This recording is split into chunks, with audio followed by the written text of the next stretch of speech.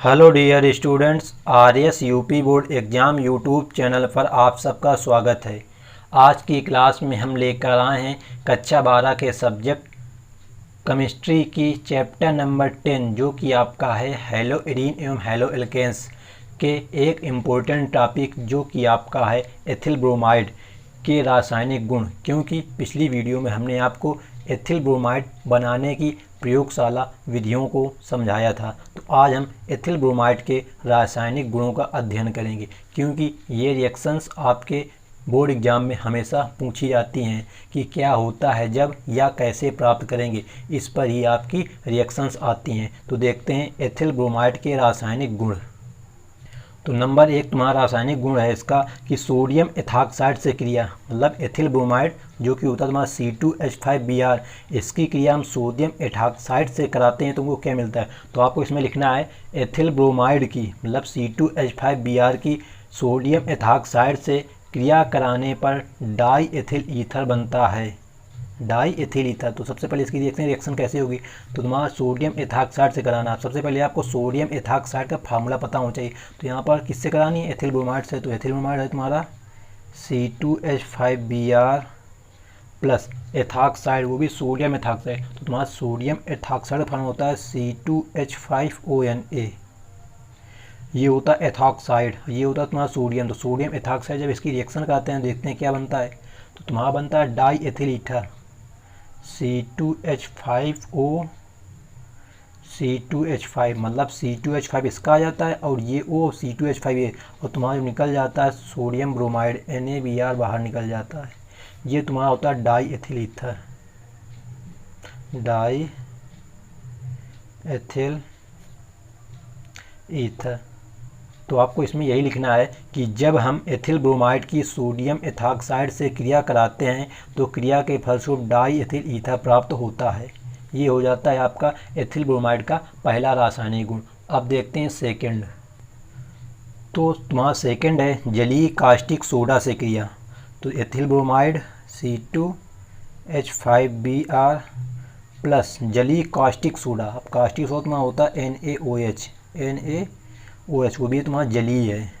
जब इसकी रिएक्शन कराएंगे तो हमको बनेगा C2H5OH, मतलब एथिल अल्कोहल बनता है C2H5OH plus sodium bromide NaBr अलग हो जाता है C2H5OH। ये तुम्हारा होता है एथिल अल्कोहल, इसी बोलते हैं एथेनॉल। ये होता है इसका IUPAC नाम एथेनॉल। तो इसमें आपको लिखना है जब हम एथिल ब्रोमाइड की जलीय कास्टिक सोडा से क्रिया कराते हैं तो क्रिया के फलस्वरूप एथेनॉल प्राप्त होता है। बस आपको इसमें हेडिंग में इतना लिख देना है। अब इसका देखते हैं तीसरा गुण। तो यहाँ पे आपको जो दूसरा गुण और तीसरा गुण में थोड़ा अंतर है। यहाँ पे जलीय कास्टिक सोडा, ये तुम्हारा जो NaOH लिया गया जलीय है। अब तीसरे गुण में तुमको है एल्कोहलिक कास्टिक सोडा से, मतलब तुम्हारा जो एथिल ब्रोमाइड है C2H5Br प्लस, अब यहाँ पे जो NaOH तुम्हारा होगा एक कास्टिक सोडा, ये कैसा होगा, एल्कोहलिक होगा। तो यहाँ लिखेंगे एल्कोहलिक कास्टिक सोडा, इसमें लिखेंगे जलीय कास्टिक सोडा। इसमें जब रिएक्शन कराते हैं तो हमको इसमें मिलता है एथिलीन C2H4 प्लस जल अलग हो जाता है इसमें, प्लस सोडियम ब्रोमाइड। तो बस आपको यही ध्यान रखना है कि जब जलीय कास्टिक सोडा से कराते हैं तो एथिल अल्कोहल या एथेनॉल प्राप्त होता है, और जब एल्कोहलिक कास्टिक सोडा से क्रिया कराते हैं एथिल ब्रोमाइड की तो हमको एथिलीन मिलती है। इसका नाम है एथिलीन C2H4। ये हो गया तुम्हारा एथिल ब्रोमाइड का तीसरा गुण। अब देखते हैं इसका चौथा गुण। तो एथिल ब्रोमाइड का आपका चौथा रासायनिक गुण है नम सिल्वर ऑक्साइड से क्रिया, मतलब कि हम जब एथिल ब्रोमाइड की क्रिया, एथिल ब्रोमाइड C2H5Br प्लस नम सिल्वर आयोडाइड ऑक्साइड, तो नम सिल्वर ऑक्साइड तुम्हारा होगा सिल्वर ऑक्साइड, तो AgOH, OH होता है ऑक्साइड, Ag होता है सिल्वर। जब इसकी हम रिएक्शन इससे कराते हैं तो हमको इसमें भी एथिल अल्कोहल मिलता है C2H5OH प्लस सिल्वर ब्रोमाइड अलग होता है AgBr। ये तुम्हारा क्या एथेनॉल, जैसे आपको हमने दूसरे नंबर गुण में बताया था, यानी गुण बताया था, उसमें क्या था, कास्टिक सोडा जलीय से हमने एथिल अल्कोहल बना था और सोडियम ब्रोमाइड वाला था। तो इस प्रकार तुम्हारा नम सिल्वर ऑक्साइड से जब हम एथिल ब्रोमाइड की क्रिया कराते हैं तो क्रिया के फलस्वरूप हमें एथिल अल्कोहल प्राप्त होता है। आपको ये इसमें लिख देना है। अब देखते हैं पाँचवा गुण। तो कह रहा है सिल्वर नाइट्राइड से, सिल्वर नाइट्राइड से, तो इसकी क्रिया कराएंगे C2H5Br। अब सिल्वर नाइट्राइड का फार्मूला क्या होता है, AgNO2 होता। अगर नाइट्रेट कहता तो NO3 होता, पर यहाँ पर नाइट्राइट कही है, तो यही ध्यान देना है। तो NO2 होता है, तो इसमें देखते हैं क्या बनेगा तुम्हारा। तो इसमें तुम्हारा बनेगा नाइट्रोएथेन C2H5NO2 और AgBr इसमें भी अलग हो जाएगा जा करके, C2H5 प्लस NO2, इसको याद रखना C2H5, इसका नाम तुम्हारा है नाइट्रोएथेन। नाइट्रोएथेन ये तुम्हारा सिल्वर ब्रोमाइड, ये है सिल्वर नाइट्राइड, ये है एथिल ब्रोमाइड। तो इसमें लिखना है जब एथिल ब्रोमाइड की सिल्वर नाइट्राइड से क्रिया कराते हैं तो क्रिया के फलस्वरूप नाइट्रोएथेन प्राप्त होता है। अब आपको ये जो उत्पाद अलग मिलता है इसको नहीं लिखा जाता, जो मेन उत्पाद होता है उसको लिखा जाता है कि ये हमें मिलता है। अब इसका देखते हैं 6 नंबर पूर्ण। 6 नंबर पूर्ण तुम्हारा इसमें कह रहा है सिल्वर आइसोसाइनाइड से क्रिया, तो C2H5Br ये तुम्हारा हो गया ethyl bromide plus isocyanide. Isocyanide जब क्रिया कराएंगे तो आइसोसाइनाइड का फार्मूला होता है AgCN, सिल्वर आइसोसाइनाइड AgCN। जब इससे इसकी क्रिया कराते हैं तो बनता है C2H5NC, इसका नाम है तुम्हारा ethyl isocyanide. Ethyl isocyanide plus AgBr इसमें भी अलग हो जाता है, तो यहाँ लिख देंगे एथिल आइसोसाइनाइड। आप लोगों को यह ध्यान रखना है कि हमेशा जो आप रासायनिक क्रिया दिखा रहे हैं उसमें उसके नीचे उसका नाम जरूर लिखना है। जैसे यहाँ पे लिखना है एथिल ब्रोमाइड, यहाँ पे सिल्वर आइसोसाइनाइड, ये तुम्हारा एथिल आइसोसाइनाइड, ये है तुम्हारा सिल्वर ब्रोमाइड। तो ये आपको जरूर लिखना है। हमने आपको एक केवल मेन उत्पाद का नाम लिखा है, तो इसमें आपको लिखना है जब सिल्वर ब्रोमाइड की सिल्वर आइसोसाइनाइड से क्रिया कराते हैं तो क्रिया के फलस्वरूप एथिल आइसोसाइनाइड प्राप्त होता है। अब देखते हैं तो 7 नंबर गुण। तो कह रहा पोटेशियम साइनाइड से, तो जैसे पोटेशियम साइनाइड से क्रिया क्या होगी, तो C2H5Br प्लस पोटेशियम साइनाइड का फार्मूला होगा तुम्हारा KCN। यहाँ पे सिल्वर आइसोसाइनाइड था AgCN, तो यहाँ पोटेशियम तो KCN हो जाएगा। तो इसमें जब रिएक्शन कराएंगे तो इसमें तुम्हारा बनेगा C2H5CN plus KBr, potassium bromide अलग होगा। अब ये तुम्हारा क्या है, तो एथिल साइनाइड है, एथिल साइनाइड। अब एक चीज़ ध्यान रखना, यहाँ पे C2H5NC बना था, यहाँ C2H5CN बना है, तो N अगर पहले है तो आइसो लग जाता है, यहाँ पे देखो C है तो साइनाइड होगा केवल, तो यहाँ पे C2H5NC होगा एथिल आइसोसाइनाइड और C2H5CN होगा तुम्हारा एथिल साइनाइड। तो ये हो जाता है तुम्हारा C2H5Br मतलब एथिल ब्रोमाइड का रासायनिक गुण नंबर 7। अब देखते हैं इसका अगला गुण।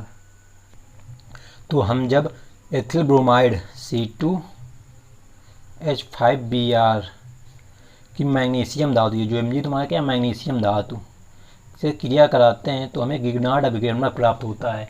गिगनार्ड अभिकर्मक फार्मूला होता है तुम्हारा C2H5MgBr, इसको बोलते हैं ग्रिग्नार्ड अभिकर्मक, या इसका दूसरा नाम होगा एथिल मैग्नीशियम ब्रोमाइड।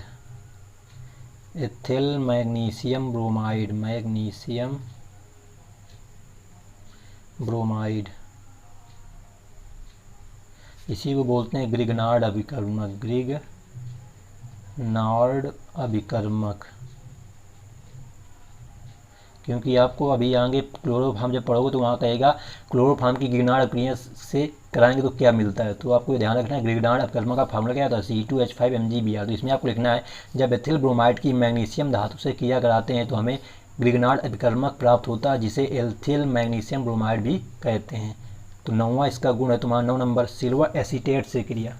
तो एथिल ब्रोमाइड का फार्मूला होगा तुम्हारा C2H5Br प्लस यहाँ सिल्वर एसीटेट की बात करी गई, तो एसीटेट का फार्मूला क्या होगा CH3COOAg, क्योंकि सिल्वर का आ गया यहाँ, तो सिल्वर ये होता है एसीटेट, CH3COO सिल्वर जोड़ दिया Ag कर दिया। तो जिसमें हम इसकी रिएक्शन कराते हैं तो एथिल एस्टेट मिलता है, मतलब C2H5COOCH3 प्लस AgBr, इसको बोलते हैं एथिल एसीटेट। तो यहाँ नाम इसका लिख देंगे नीचे एथिल एसीटेट।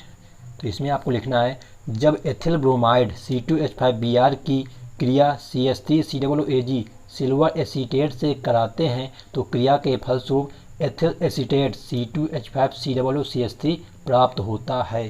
तो इस प्रकार आपके एथिल ब्रोमाइड के 9 नंबर तक रासायनिक गुणों को हमने कंप्लीट करा दिया। अब देखते हैं इसका गुण नंबर 10। तो अगला और इम्पोर्टेंट रासायनिक गुण है तुम्हारा एथिल ब्रोमाइड का अमोनिया से क्रिया। NH3 तुम्हारा क्या होता है, अमोनिया से क्रिया। तो देखते हैं इस रिएक्शन से क्या बनेगा। तो C2H5Br प्लस अमोनिया NH3, इसको हम 100 डिग्री सेंटीग्रेड पर रिएक्शन कराएंगे। तुम्हारा बनेगा, देखो क्या बनेगा, C2H5NH2, जो NH3 इससे NH2 आ जाएगा, प्लस एक ये जिसका वाला Br यहाँ से, तो HBr अलग हो जाएगा। इसको बोलते हैं प्राथमिक एमीन या एथिल एमीन। एथिल एमीन, इसकी रिएक्शन तुम्हारी 4 स्टेप में पूर्ण होती है। अब जो एथिल एमीन आ गया, इसकी पुनः हम इससे फिर अब क्रिया कराएंगे। तो लिखेंगे C2H5NH2 प्लस C2H5Br, मतलब कि एथिल ब्रोमाइड से रिएक्शन फिर होगी। तो तुम्हारा बनेगा डाई एथिल एमीन, C2H5 का whole twice NH plus HBr, इसमें भी अलग हो जाएगा। देखो ज़रा, C2H5 डबल है, होल ट्वाइज NH एक H यहाँ से, एक Br यहाँ से, HBr हो गया। इसको बोलते हैं द्वितीयक एमीन या die ethyl amine. Die ethyl amine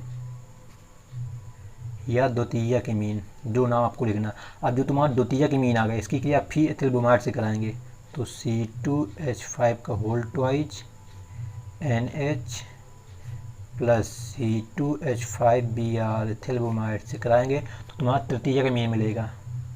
C2H5 का whole thrice N plus HBr, यहाँ पे C2H5 सिंगल ये, डबल ये, 3 हो गए पूरे, N HBr अलग हो गए। इसको बोलते हैं ट्राई एथिल एमीन या तृतीयक एमीन, ट्राई एथिल एमीन। अब इसकी रिएक्शन पुनः हम इससे कराएंगे एथिल ब्रोमाइड से। तो C2H5 का whole thrice N plus C2H5Br, तो जब इसकी हम इसी रिएक्शन कराएंगे तो टेट्रा एथिल अमोनियम ब्रोमाइड मिलेगा, मतलब C2H5 का होल 4 NBr। ये तुम्हारा एक प्रकार का लवण है, इसका नाम है टेट्रा एथिल अमोनियम ब्रोमाइड,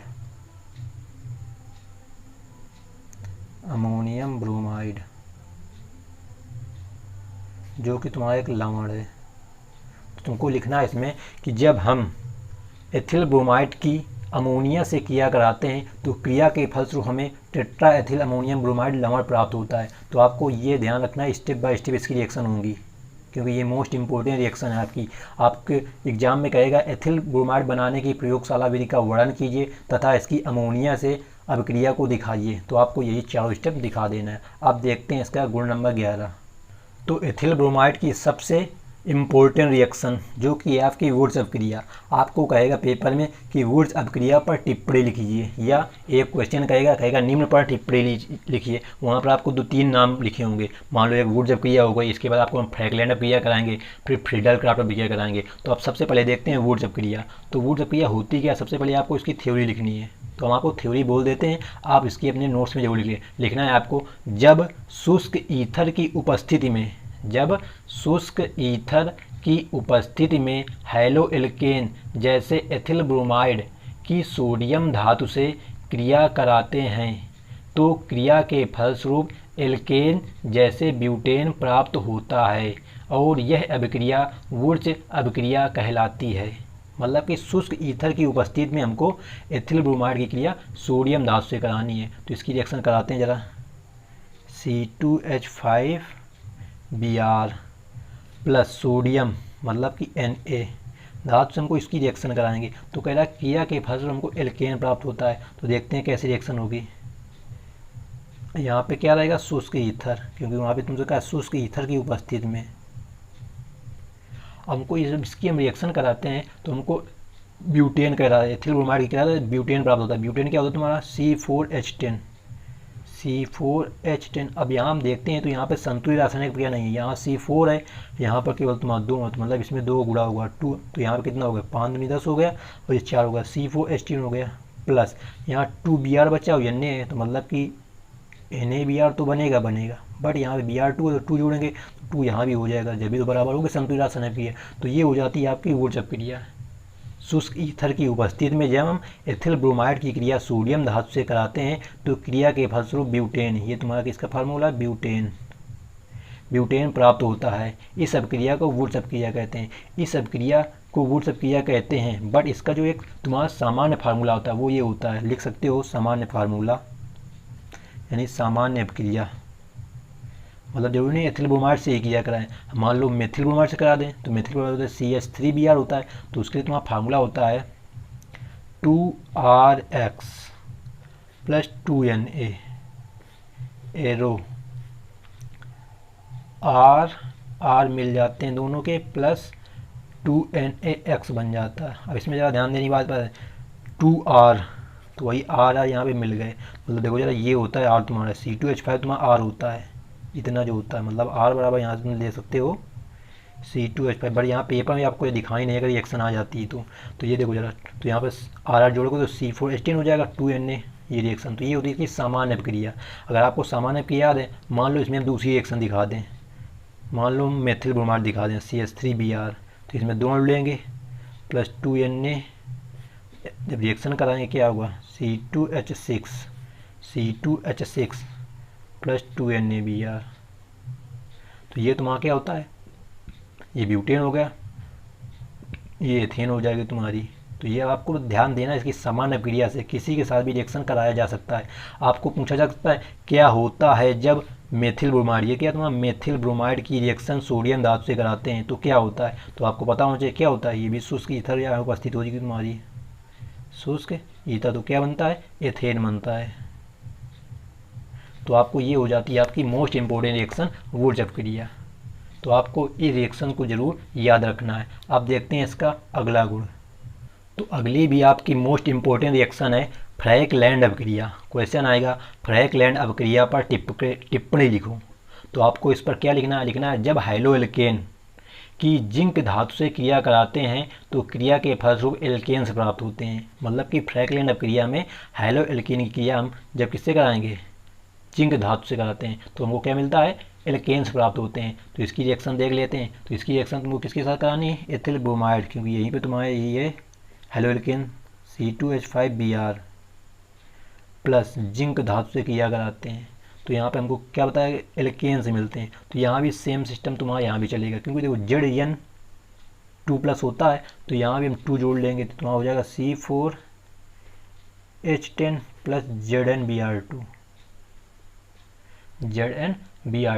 तो ये हो जाता है तुम्हारा फ्रैंकलैंड अभिक्रिया का रासायनिक समीकरण। अब इसमें यहाँ पे कोई उपस्थिति नहीं है, बस आपको इसमें ये लिखना है जब हम हैलोएल्केन, ये तुम्हारा क्या था, हैलोएल्केन होता है, ये एथिल ब्रोमाइड, इसकी हम कुछ भी ले सकते हैं, C2H5Br ब्रोमीन है, फ्लोरीन ले लो, क्लोरीन ले लो, C2H5Cl ले लोगे तो C4H10 प्लस ZnCl2 बन जाएगा। तो मतलब ये हैलोएल्केन है तुम्हारा। तो इसका तो तुम सामान्य अभिक्रिया लिख सकते हो, सामान्य अभिक्रिया। हमेशा तुमको सामान्य अभिक्रिया इन चीज़ों में ध्यान रखना है, क्योंकि पेपर जो है यही रिएक्शन दिखाओ, जैसे इसमें हमने डबल रिएक्शन दिखा दी, ऐसे भी इसको तुम दिखा सकते हो। इसकी जो सामान्य अभिक्रिया तुम्हारी होगी वो होगी 2RX प्लस जिंक, तो बनेगा तुम्हारा RR साथ में हो जाते हैं प्लस ZnX2 हो जाता है।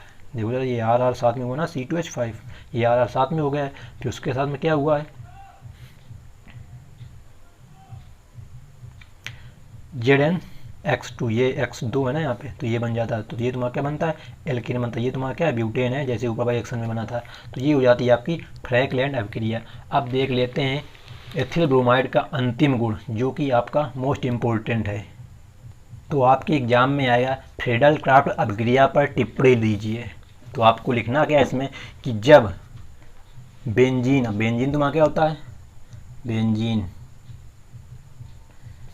C6H6, या इसका ये बनाते हैं बेंजीन के लिए, ये होता है तुम्हारा बेंजीन। तो जब लिखेंगे इसमें जब बेंजीन की हैलोएल्केन से क्रिया कराते हैं, हैलोएल्केन क्या है यहाँ पे, एथिल ब्रोमाइड से क्रिया कराते हैं तो क्रिया के फलस्वरूप एल्किल बेंजीन प्राप्त होता है, एल्किल बेंजीन प्राप्त होता है, और इस अभिक्रिया को फ्रेडल क्राफ्ट अभिक्रिया कहते हैं। ये आपको लिखना है इसकी हेडिंग में कि जब बेंजीन की क्रिया हैलोएल्केन से कराते हैं तो क्रिया के फलस्वरूप एल्किल बेंजीन प्राप्त होता है, और यह अभिक्रिया फ्रेडल क्राफ्ट अभिक्रिया कहलाती है। तो चलो कराते हैं अभिक्रिया किसकी, बेंजीन से। तो यहाँ पर C6H6 ले लो या इसकी जगह ये ले लो, दोनों एक ही चीज़ होते हैं। तो हम इसको यहाँ फिगर वाला ले लेते हैं। ये होगा तुम्हारा बेंजीन प्लस C2H5Br, ये है तुम्हारा हाइलो एल्केन। अभी हमने आपको बताया हाइलो एल्केन ये होते हैं। जब इसकी हम इससे रिएक्शन कराएंगे तो हमको क्या बनता है, alkyl benzene. Alkyl benzene.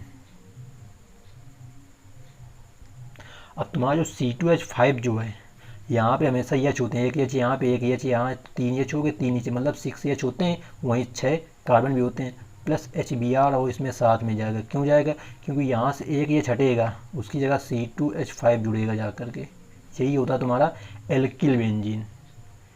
Alkyl benzene plus HBr, मतलब कि यहाँ से एच हटा तो C2H5Br जुड़ा। जब एच को कहीं भी इसको तुम जोड़ो तो यहाँ जोड़ोगे तो यहाँ से एच हटेगा, Br में जुड़ जाएगा, HBr हो जाएगा। ये तुम्हारा एथिल बेंजीन है। एल्किल का मतलब होता है उसके साथ में जो होगा, तो ये हो जाएगा एथिल बेंजीन। क्योंकि ये तो C2H5 का होता है, एथिल होता है। मान लो इसमें तुम्हारा होता CH3Br होता, तो यहाँ CH3 जुड़ता तो मेथिल बेंजीन हो जाता। तो आपको इसकी भी सामान्य अभिक्रिया याद रखना है। तो इसकी भी आपकी सामान्य अभिक्रिया होती है। ये होता तुम्हारा क्या, बेंजीन। RX का मतलब क्या हुआ, हाइलो एल्केन्स। ये तुम्हारा क्या, हाइलो एल्केन्स है। यहाँ पे Cl हो जाता क्लोरीन, तो C2H5Cl हो जाता, तो यहाँ क्या HCl बन जाता करके। बस आपको यही ध्यान रखना है। तो यहाँ पे इसकी सामान्य अभिक्रिया होती है बेंजीन प्लस हाइलो एल्केन। ये तुम्हारा हाइलो एल्केन है, यहाँ पे कुछ भी हो सकता है। हेलो एल्केन CH3Br हो सकता है, CH3Cl हो सकता है। जो R होता है यहाँ पे वो तुम्हारा ये बेंजीन के साथ में जुड़ जाता है जाके, और जो यहाँ से ये छटता है ये यक्स होता है, Cl या Br वो अलग हो जाता है। तो यही एल्किल बेंजीन मिल जाता है जा करके। तो ये हो गए आपके एथिल ब्रोमाइड के रासायनिक गुण, जो कि आपके रासायनिक गुण 13 हैं। तो आपको इसमें सभी गुणों को याद रखना है विद रिएक्शन, क्योंकि ये रिएक्शन आपके बोर्ड एग्जाम में पूछी जरूर जाती हैं। तो आपको इसका गुण नंबर 11, गुण नंबर 12, गुण नंबर 13 और गुण नंबर 10 ये जरूर याद रखना है, जो कि आपके हैं वुर्ज अपक्रिया, फ्रैंकलैंड अपक्रिया और फ्रीडल क्राफ्ट अपक्रिया, क्योंकि इन पर संक्षिप्त टिप्पणी पूछी जाती है। तो अब आपको हम बताते हैं इसके कुछ उपयोग, एथिल ब्रोमाइड के उपयोग क्या क्या होते हैं। तो आप इसमें लिख सकते हैं नंबर 1 में कि एथिल ब्रोमाइड का उपयोग एल्कोहल तथा एस्टर के औद्योगिक निर्माण में किया जाता है।